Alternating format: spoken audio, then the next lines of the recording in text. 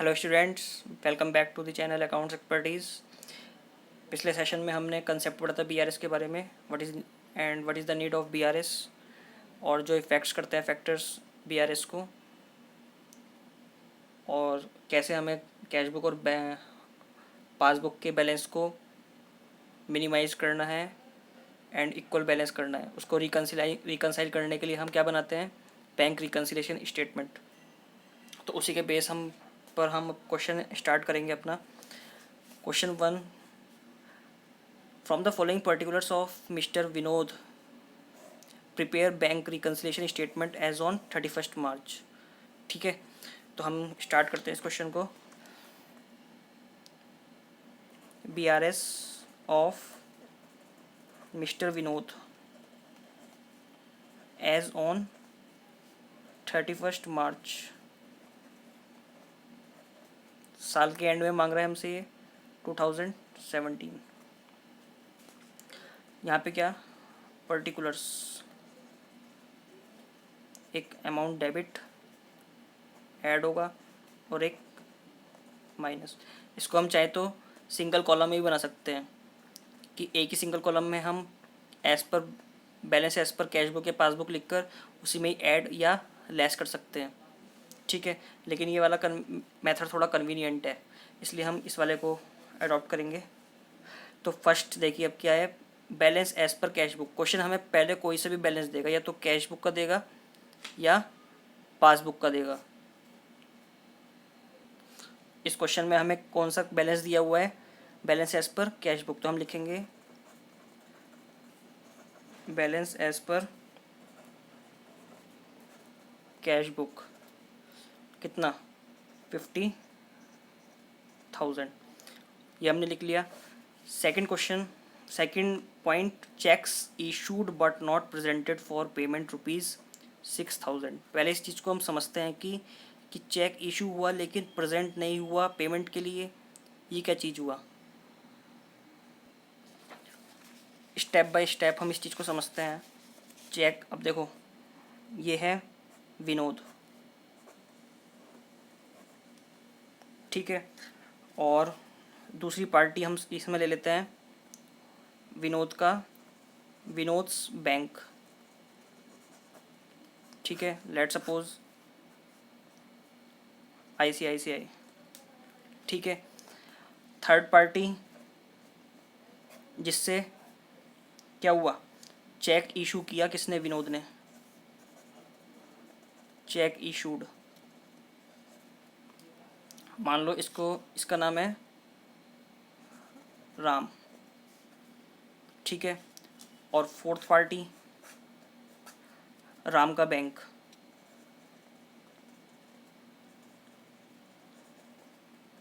मान लो ये है कोटक बैंक।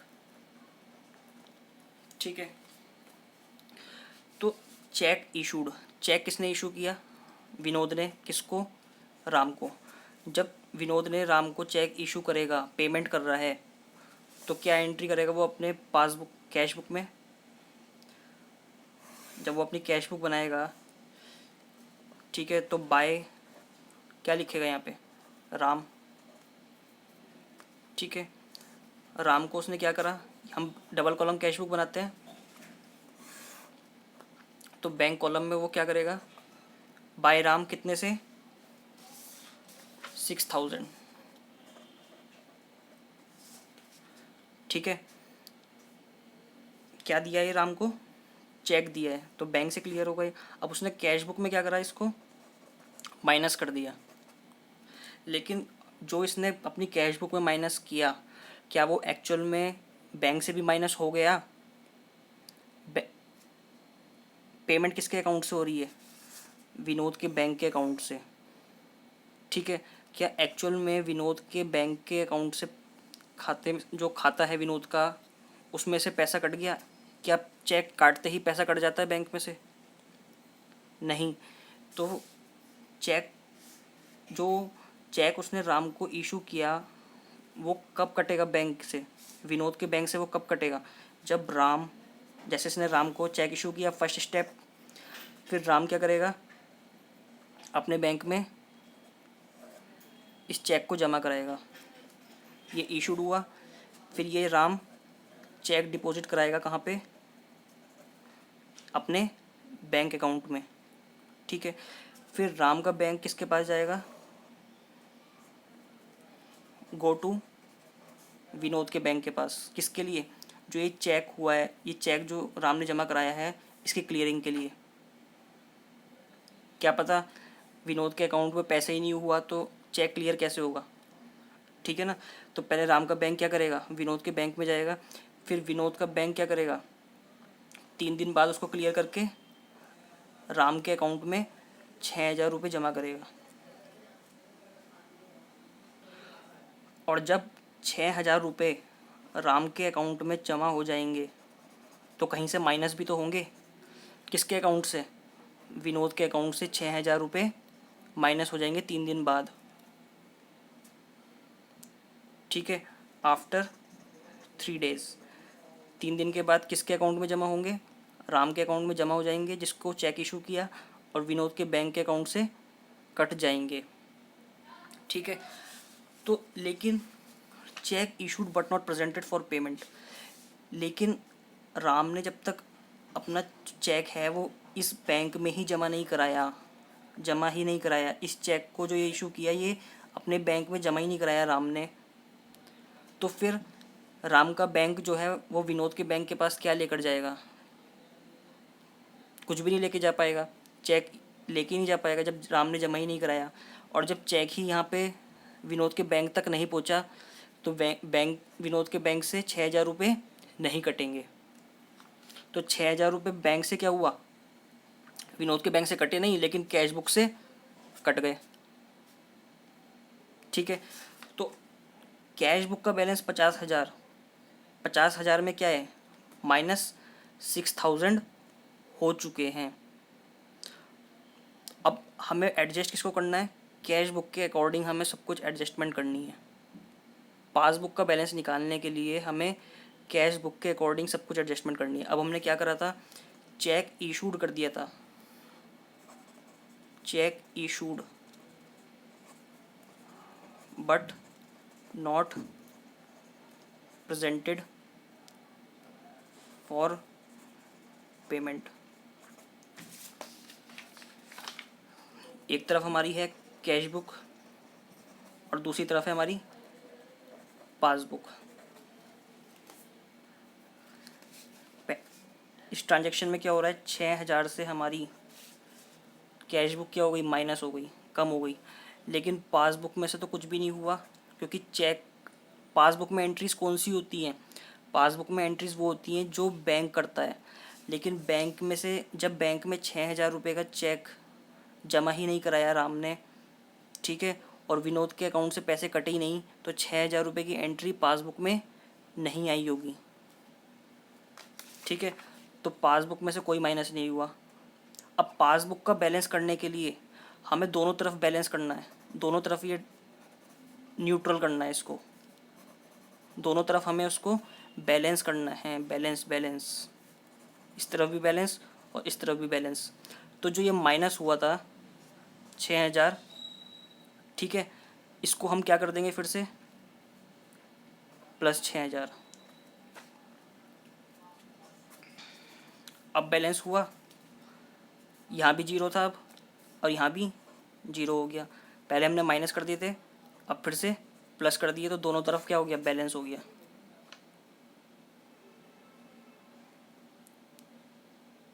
ठीक है, तो हम क्या करेंगे, वापस अपने कैश बुक में 6,000 रुपये जो हमने डिडक्ट कर दिए थे कि 6,000 रुपये का चेक इशू हो गया, वो अभी बैंक से कटा ही नहीं है, बैंक की एंट्री बनी नहीं है अभी, वो 6,000 रुपये विनोद के अकाउंट से अभी नहीं कटे, तो हम वापस क्या करेंगे, उसको ऐड कर देंगे अपनी कैश बुक में, क्योंकि हम बैलेंस किसका निकालेंगे, एंड में आकर बैलेंस एज पर पासबुक। तो पासबुक में तो ये एंट्री हुई नहीं, तो फिर इस एंट्री का इफ़ेक्ट हम क्या करेंगे, ख़त्म कर देंगे ना। हमने अब ख़त्म कर दिया, ना पासबुक में हमारी एंट्री आएगी है और ना कैश बुक में से हमने डिडक्ट किया है इसको। ठीक है, तो हमने क्या किया, +6000 ऐड माइनस किए थे पहले, वापस ऐड कर दिया। तो अब हम दोनों, हमारी कैश बुक और पासबुक बैलेंस हो गई। ये इस तरह से इसको समझो, हमने कैश बुक, ये हमारी कैश बुक थी और ये हमारी पासबुक थी। हमने गलती से क्या करा, कैश बुक को घटा दिया। ठीक है, अब हमें दोनों को बैलेंस करना है, ये नीचे है ये ऊपर है। ठीक है, तो हमें दोनों को बैलेंस करना है, तो वापस क्या करना पड़ेगा, कैश बुक को ऊपर बढ़ाना पड़ेगा। ठीक है, कैश बुक नीचे हो गई थी, पासबुक वही की वही थी, क्योंकि बैंक से पैसा कटा ही नहीं है। तो कैश बुक और पासबुक को बैलेंस करने के लिए क्या करना पड़ेगा, फिर से कैश बुक को बढ़ाना होगा। तो 6000 हमने बढ़ा दिए। सेकंड एंट्री में वो कहता है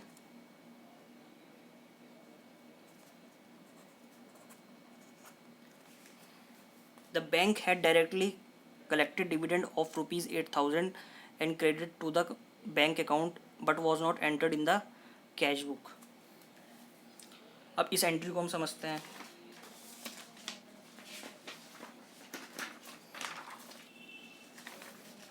bank had directly collected dividend. अब देखो, ये विनोद का बैंक है,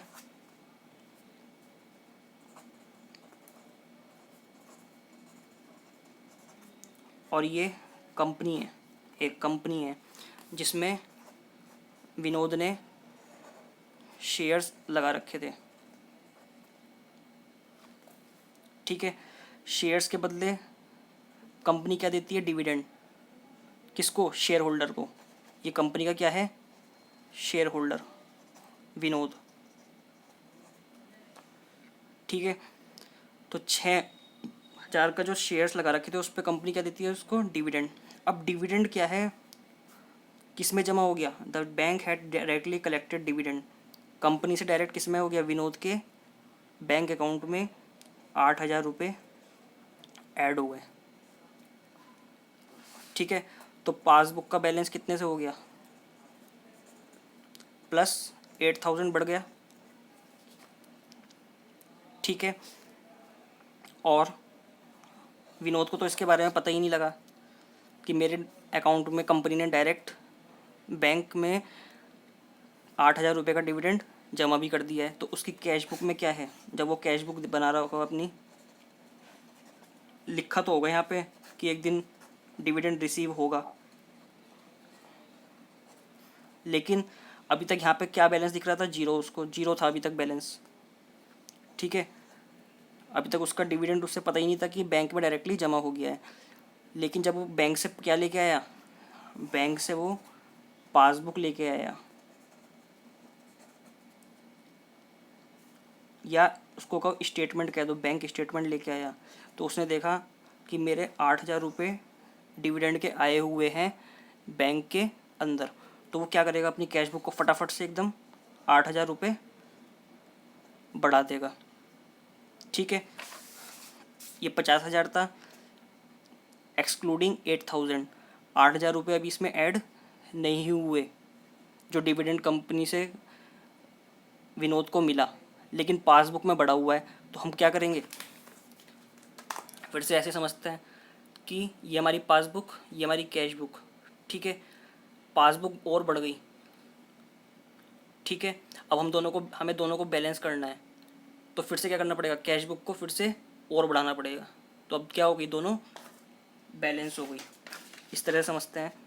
कैश बुक क्या थी हमारी, यहाँ पे जीरो थी, ये सेकंड एंट्री हमारी, और पासबुक हमारी +8000 से बढ़ गई थी। ठीक है, अब जो चीज़ क्लियर हो गई, अब हम उसको क्या करेंगे, कैश बुक तो हमारे हाथ में है ना, जो चीज़ हमारे हाथ में है उसको तो हम प्लस माइनस कर सकते हैं। ठीक है, बैंक के बैलेंस को तो हम नहीं छेड़ सकते ना। हमने यहाँ पे क्या किया था, 6000 रुपये बढ़ा लिए थे कैश बुक में, लेकिन हम पासबुक में से कुछ नहीं कर सकते ना, पासबुक को छेड़ नहीं सकते। तो हमने क्या किया, अपनी ही कैश बुक में एडजस्टमेंट, कैश बुक हमारे हाथ में है तो हम उसको कैसे भी एडजस्ट कर सकते हैं प्लस माइनस करके, लेकिन पासबुक को हम नहीं कर सकते। ठीक है, अब पासबुक में 8000 बढ़ गया है, तो हम क्या करेंगे, किसको छेड़ेंगे हम, कि हम पासबुक को माइनस करेंगे 8,000 से? ये तो बैंक की ट्रांजेक्शन्स हैं, इसको तो हम छेड़ ही नहीं सकते। तो हम क्या करेंगे, प्लस 8,000 अपनी कैश बुक को बढ़ा लेंगे। ठीक है, तो अब क्या हो गया, दोनों बैलेंस हो गई। तो क्या होगा, dividend directly collected by bank 8,000 से।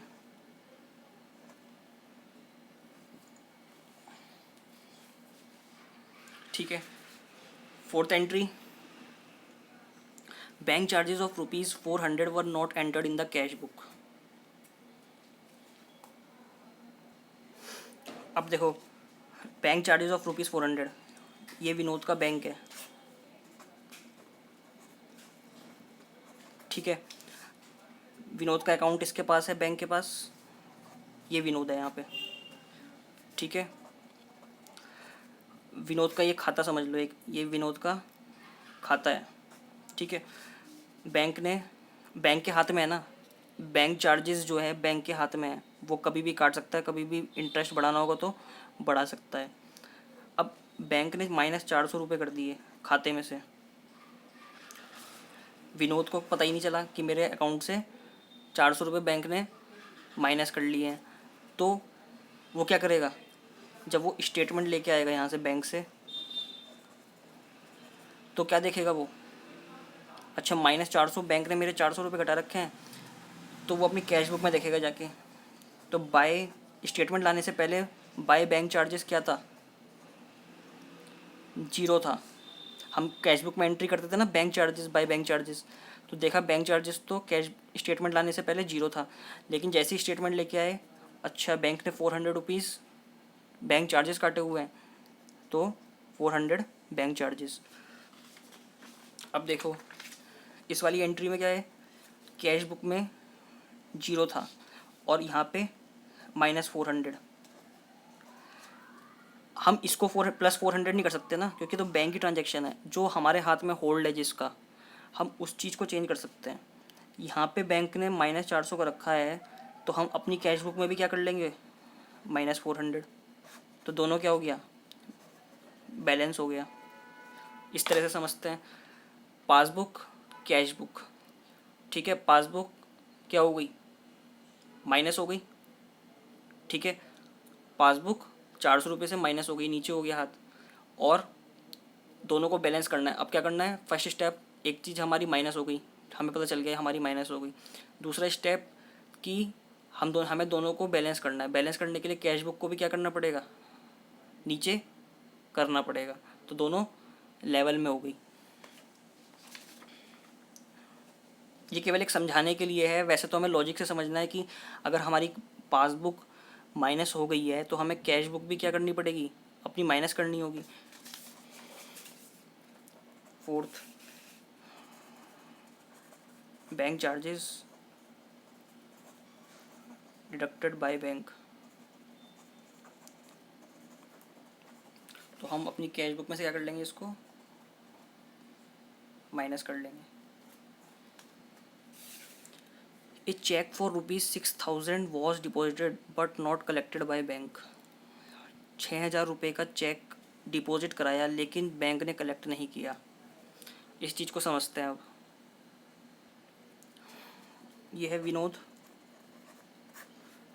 ठीक है, और ये है विनोद का बैंक अकाउंट SBI। ठीक है, और ये है मान लो रोहन, सॉरी ये रोहन है। ठीक है, और ये रोहन का बैंक अकाउंट। ठीक है, और ये विनोद। अब cheque was a cheque of ₹6,000 was deposited but not collected by bank. Vinod ने रोहन से क्या करा, चेक रिसीव किया, कितने का? 6000 का। विनोद ने उस चेक को, ये जो 6000 का चेक था, SBI अकाउंट में जमा करा दिया। ठीक है, लेकिन अब SBI जो है उस चेक को लेकर कहाँ जाएगा? तो SBI अकाउंट, विनोद ने तो चेक जमा करा दिया SBI अकाउंट में, ठीक है, लेकिन SBI जब यहाँ पे जाएगा, इसमें कितना टाइम लगता है? 3 डेज़ क्लियरिंग का टाइम। ठीक है, अब हम क्या निकाल रहे हैं? 31 मार्च 2017 तक का रिकन्सिलेशन हम कर रहे हैं। तो मान लो SBI अकाउंट जो विनोद का बैंक है वो रोहन के बैंक के पास गया कि हमारे पास ये विनोद से चेक आया है, आपके अकाउंट का जो रोहन जो अकाउंट होल्डर है आपके बैंक का, उसने विनोद पे चेक इशू किया है। चेक विनोद ने हमारे बैंक में जमा कराया क्योंकि उस विनोद का खाता हमारे अकाउंट में है। तो हम आपसे पैसे की मांग करने के लिए आए हैं। कितने की? 6000 रुपये की। ठीक है, अब 6000 रुपये रोहन के अकाउंट से क्या होंगे? माइनस होंगे और विनोद के अकाउंट में ऐड होंगे। लेकिन जब विनोद ने कैश बुक बनाई अपनी, तो उसने रिसिप्ट दिखा दी रोहन से, चेक रिसीव हुआ कितने का? 6000 का। अब जैसी कैश बुक में उसने चढ़ा, जिस दिन चेक रिसीव हुआ उसी दिन उसने एंट्री कर दी 6000 रुपये बैंक में आया मेरे बैंक कॉलम में। अब क्या 6000 रुपये एकदम चेक रिसीव होती ही बैंक में पैसे आ जाते हैं? 6000 रुपये हमने आज किसी से कोई चेक लिया, क्या बैंक और उसी दिन आज ही हमने उसमें जमा करा दिया बैंक में, क्या आज ही 6000 रुपये हमारे खाते में आ जाएंगे? नहीं, उसे आने में कितने दिन लगते हैं? 3 डेज़ क्लियरिंग का टाइम लगता है। 3 दिन लग जाते हैं पैसे आने में। ठीक है, तो हम बना रहे हैं 31 मार्च 2017। तो जब तक क्या हुआ? A cheque for ₹6000 was deposit but not collected by bank. अब हम बना रहे हैं 31 मार्च तक की स्टेटमेंट, 31 मार्च तक का रिकन्सिलेशन। अब मान लो यहाँ जमा कराया उसने 29 मार्च में, ठीक है, 29 मार्च में जमा कराया और अगले साल के 1 अप्रैल या 2 अप्रैल में जाके विनोद के खाते में पैसे आए 6000 रुपये। कहाँ? किसके अकाउंट से? रोहन के अकाउंट से विनोद के खाते में 1-2 अप्रैल में। और हमारे पास स्टेटमेंट कब तक की है? केवल 31 मार्च तक की। तो हमारी जो रिकन्सिलेशन करेंगे हम जब 31 मार्च तक का, तो हमारी पासबुक में वो 6000 रुपये रिफ्लेक्ट नहीं हो रहे होंगे 31 मार्च तक। ठीक है, तो 6000 रुपये रिफ्लेक्ट नहीं हो रहे, तो हमारी कैश बुक कितने से बढ़ी हुई है? 6000 से। तो हम इसे बैलेंस करते हैं। 6000 से हमारी जो कैश बुक है वो प्लस हुई हुई है, लेकिन पासबुक में 0 बैलेंस। अब ये तो हमारे हाथ में नहीं है, तो हम अपने कैश बुक को क्या करेंगे? माइनस करेंगे दोनों को बैलेंस करने के लिए। तो यहाँ भी 0, यहाँ भी 0, दोनों बैलेंस हो गए। वैसे ही उसे जैसे हम हाथ कर रहे थे,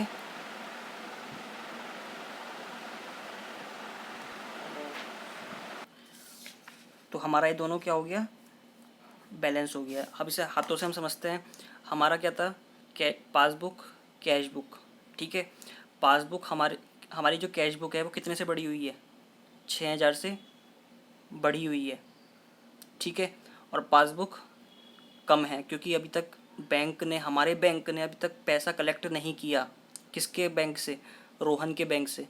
तो हमारा पासबुक का बैलेंस माइनस मतलब कम है और कैश बुक बढ़ी हुई है। तो हम कैश बुक को क्या करेंगे? कम करेंगे ताकि दोनों बैलेंस में आ जाए।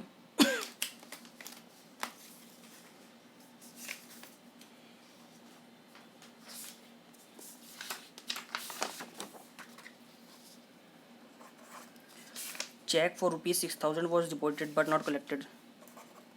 Check deposited in bank but not collected. किससे कलेक्ट नहीं हुआ? रोहन के बैंक से कलेक्ट नहीं हुआ अभी पैसा। ठीक है, जब तक हमने हमने क्या पढ़ा था कंसेप्ट में कि जब तक एक्चुअल रियलाइजेशन ना हो जाए दूसरे के खाते से, तब तक बैंक हमारे खाते में ऐड नहीं करता। क्योंकि क्या पता जो चेक वो हमें दे रहा है, हम जो चेक, विनोद का चेक जो जो रोहन ने हमें चेक दिया है, क्या पता वो बाउंस हो जाए, रोहन के खाते में ही पैसे ना हो, तो क्या हो जाएगा, वो चेक बाउंस हो जाएगा।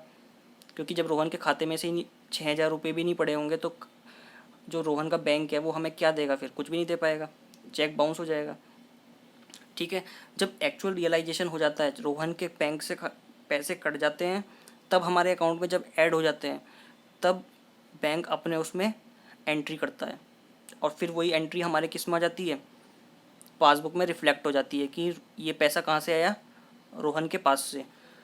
तो रोहन के पास से पैसा तो आया ही नहीं है 6,000 रुपये, और हमने अपनी कैश बुक बढ़ा रखी है खामोखा, तो हम क्या करेंगे, उस कैश बुक को माइनस कर देंगे। ठीक है, तो हमारा क्या आ जाएगा बैलेंस, ये आ गया 50,000 प्लस 6,000 प्लस 8,000 माइनस 400 और माइनस 6,000, 57600, ये बैलेंस हमारा एज पर पासबुक आ गया। और ये 64,000। अब देखो हमारी दोनों साइड क्या हो गई, मैच हो गई। ठीक है, तो इसी तरह हमें इस क्वेश्चन को सॉल्व करना है। बहुत इजी है, कंसेप्ट से अगर हम समझेंगे तो हमें कुछ भी करने की जरूरत नहीं है, बस कंसेप्ट समझना है। Check issued but not presented for payment. क्या अगर हमने चेक इशू कर दिया, अपनी कैश बुक माइनस कर दी, लेकिन हमारे खाते से भी पैसा कटा ही नहीं है, तो हमने क्या किया, अपना कैश बुक भी बढ़ा दी, क्योंकि पासबुक भी बढ़ी हुई है, पासबुक से अभी एंट्री माइनस की नहीं हुई है, तो इसलिए हमने अपनी कैश बुक भी फिर से बढ़ा दी। ठीक है, dividend collect directly collected by bank, bank ने डिविडेंड कलेक्ट किया, लेकिन कैश बुक में अभी रिफ्लेक्ट ही नहीं हो रही है।